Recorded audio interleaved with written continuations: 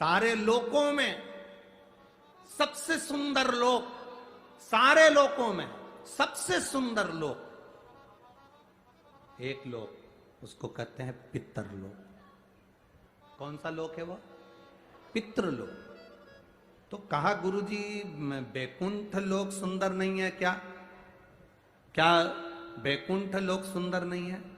क्या ब्रह्मलोक सुंदर नहीं है? क्या इंद्रलोक सुंदर नहीं है? ये तो दुनिया के लोगों ने पितरों को हवा बनाकर रखा है कि पितर बेचारे रुष्ट हो जाएंगे, पितर हमको अपशब्द कहेंगे, पितर हमसे नाराज हो जाएंगे, पितर शरीर में आने लगेंगे, पितर ऐसा कर देंगे, पितरों को भूत कह देते हैं, पितर को ये कह देते हैं, जो मन पड़ता है लोगों का। बहुत सारे लोग अपनी अपनी पीठ पे बैठकर, अपनी अपनी व्यास पीठ पर बैठकर ना जाने पितरों के लिए क्या क्या कह देते हैं। जो नहीं समझा उसके लिए है ये कि वो पितरों को समझा ही नहीं। जिसने जिंदगी में एक बार शिव महापुराण की कथा सुन ली तो वो पितरों को समझ जाएगा कि पितर है क्या। सारे लोकों में सबसे सुंदर लोक है पितरलोक। कारण क्या है? तुम्हारे यहां दिवाली साल में एक बार मनाई जाती है, देवलोक में दिवाली साल में एक बार मनाई जाती है, नाग दीपावली के दिन। पितृलोक में दीपावली रोज मनाई जाती है। कारण, पितृलोक में दिवाली रोज क्यों मनाई जाती है? उसका कारण क्या होता है? लक्ष्मी जी ने नारायण से पूछा, ब्रह्माणी ने ब्रह्मा जी से पूछा, इंद्राणी ने इंद्र से पूछा, एक बात बताओ, तुम दिन भर बैकुंठ में नहीं रहते हो नारायण, आप कहां चले जाते हो? भगवान विष्णु ने कहा, मैं बता नहीं सकता कि मैं दिन भर कहां जाता हूं। नहीं, आज तो आपको बताना पड़ेगा कि तुम दिन भर कहां जाते हो, तुम दिन भर रहते कहां हो, कहां पहुंच जाते हो दिन भर, आपको बताना पड़ेगा, ये आपको बोलना पड़ेगा। भगवान नारायण कहते हैं, मैं नहीं बता सकता। सुबह शाम घर पर आते हो, दिन भर गायब रहते हो, आखिर जाते क्या हो? पत्नी पति से क्यों ना पूछे? तुम भी अपने पति से पूछ सकती हो, क्यों दुकान तो 8 बजे बंद हो गई थी, 11 बजे आ रहे हो, कहां थे श्रीमान? पूछ सकती है, पत्नी का फर्ज है पूछना, और पूछना चाहिए भी, पूछना चाहिए, उसमें क्या दिक्कत है? पति को बताना भी चाहिए अपनी पत्नी को कि मैं वहां गया था तो मैं आते आते मंदिर होते हुआ आया तो ऐसा हुआ, तो पूरी पूरी बात बताओ कि ऐसा हुआ, बताना चाहिए। धर्म पत्नी को बताना चाहिए कि मैं गया था, ये काम था, वो काम था। लक्ष्मी जी ने पूछा, तुम दिन भर कहां रहते हो? भगवान विष्णु ने कहा, मैं बता नहीं सकता। बताना पड़ेगा। तब नारायण ने कहा, फिर नारायण बोले, नारायण ने कहा कि देखो लक्ष्मी, बात ऐसी है कि पितृलोक इतना सुंदर लोक है, इतना सुंदर लोक है कि जहां जितने पितर निवास करते हैं उनके घर का कोई व्यक्ति अगर कथा सुनने जाता है, मंदिर जाता है, अगरबत्ती लगाता है, दिया लगाता है, या पूजन आराधना करता है, या भूलवश भी कहीं भगवान की कथा में जाकर बैठ जाता है, जितनी देर उसके घर का व्यक्ति कथा में बैठता है, नारायण कहते हैं उतनी देर मैं उसके घर के पितरों के कंधे पर हाथ रखकर कथा को श्रवण करता हूं।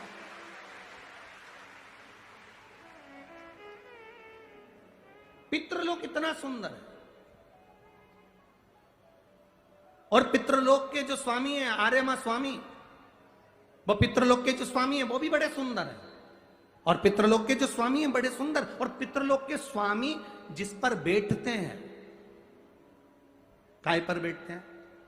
कौवे पर, वो भी बड़ा सुंदर, अति सुंदर। अरे गुरुजी कहां की बात कह रहे हो? सबसे सुंदर पक्षी तो मोर है, राष्ट्रीय पक्षी में भी उसको कहा सबसे सुंदर पक्षी तो मोर है, और आप कह रहे हो कि दुनिया का सबसे सुंदर पक्षी कौवा है। अरे भाई, जिसने कथा नहीं सुनी उसको लगता है कि दुनिया का सबसे सुंदर पक्षी मोर है, पर अगर शास्त्र को उठाकर देखोगे तो दुनिया का सबसे सुंदर पक्षी कौवा था। पहले नंबर पर सफेद सुंदर, अति सुंदर कौवे के आगे कोई पक्षी नहीं था। वो तो ब्रह्मा जी ने पृथ्वी पर यज्ञ करा, और पृथ्वी पर जब यज्ञ करना चाहा ब्रह्मा जी ने, तो उस समय पर ब्रह्मा जी ने कहा मुझे इस पृथ्वी पर यज्ञ करना है, इस जमीन को लीपने के लिए अमृत की जरूरत है। जैसे अपन गाय का गोबर लीपने के लिए लाते हैं, वैसे ब्रह्मा जी ने कहा इसको लीपने के लिए अमृत चाहिए। अमृत कौन लेकर आएगा? कोई आगे नहीं आया। तब ब्रह्मा जी ने कौवे को बुलाया, ए कौवा तुम अमृत लेकर आओ, क्योंकि तुम्हारी दृष्टि बड़ी प्रबल है, तुम अमृत को ढूंढ कर ला सकते हो। कौवा अमृत तो लाना, पर झूठा मत करना। अमृत को लेकर आना, मुझे बताना कहां रखा है तो मैं लेने चले जाऊंगा। कौवे ने कहा जो आज्ञा ब्रह्मदेव। कौवा आर्यमा स्वामी को नमन करा, प्रभु ब्रह्मा जी का काम है, मुझे जाना पड़ेगा। कौवा बड़ा सुंदर था, बुद्धिमान था, तो कौवे को भेज दिया। इसलिए रामचरितमानस में काकभसुंडी की कथा बार बार आती है। गरुड़ और कौवे की कथा आ रही है।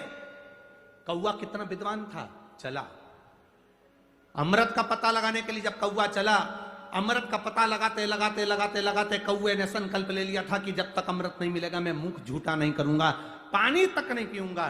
भूखा प्यासा कौवा दौड़ता रहा। आर्यमा स्वामी से कहकर कौवा दौड़ते दौड़ते दौड़ते दौड़ते जाए। बहुत दिन हो गए, तब कौवे को अमृत मिला। अमृत मिला तो कौवे को लगा बहुत तेज प्यास लग रही है, करूं क्या? कौवे ने उस अमृत को झूठा कर दिया। ब्रह्मा जी को आकर कहा स्वामी अमृत वहां रखा हुआ है, पर बात इतनी सी है कि मैंने उस अमृत को झूठा कर दिया। ब्रह्मा जी को क्रोध आ गया।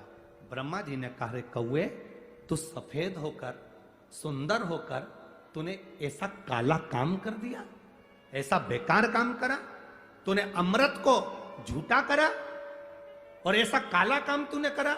मैं तुझे श्राप देता हूं कौवे, तू गोरे से काला हो जाएगा। तूने अमृत को झूठा करा, इसलिए तेरी वाणी कर्कश हो जाएगी, तेरी वाणी कर्कश हो जाएगी। अमृत को कौवे ने झूठा करा था, इसलिए सारे पक्षी जल्दी मरते हैं, पर कौवा इतनी आसानी से नहीं मरता।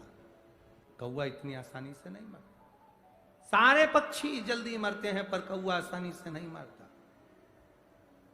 तेरी वाणी कर्कश होगी तो काला होगा। सुंदर कौवा काला हो गया। आर्यमा स्वामी ने देखा कि मेरा कौवा, मैं जिस पर बैठता हूं, ये काला हो गया। आर्यमा स्वामी ने ब्रह्मा जी से कहा आप क्या चाहते थे? ब्रह्मा जी कहते हैं मुझे यज्ञ करना था, जमीन को लीपना था, कौवे ने अमृत झूठा कर दिया। क्यों चिंता करते हो? अमृत तो अमृत है, कोई झूठा भी कर देगा तो अमृत की शान कहां घट जाएगी? अमृत की क्या शान घटना? आर्यमा स्वामी ने कौवे से कहा तू चिंता मत कर। आर्यमा स्वामी बोले कौवे तू चिंता मत कर, आज मैं तुझको एक कार्य देता हूं। जब 16 श्राद्ध आएंगे, कौवा जिस जीव की जो तिथि होगी, मान लो किसी की चतुर्थी तिथि है, उस चतुर्थी तिथि पर तुझे छोड़ने के लिए पृथ्वी पर पितरों को जाना पड़ेगा। जब उनके छत पर तो पितरों को छोड़ने के लिए जाएगा, कौवा जब तू वापिस आएगा तेरे लिए छत के ऊपर भोजन रखा रहेगा। जिसकी छत पर भोजन रखा मिल जाए उसको तू पाएगा तो पितृ तृप्त होंगे। कौवे ने कहा मेरे द्वारा पितृ तृप्त होंगे? कौवा नहीं, जब पितर वापिस आएंगे, पितृलोक में रहेंगे, उनको 1 वर्ष के अंदर जब भूख लगेगी, तब कौवा तू अपनी चोंच में उनकी छत से जो भोजन लेकर आएगा, अपनी चोंच से निकालकर उन पितरों को देगा, जिससे उनका कल्याण होगा और वो आशीर्वाद प्रदान करेगा।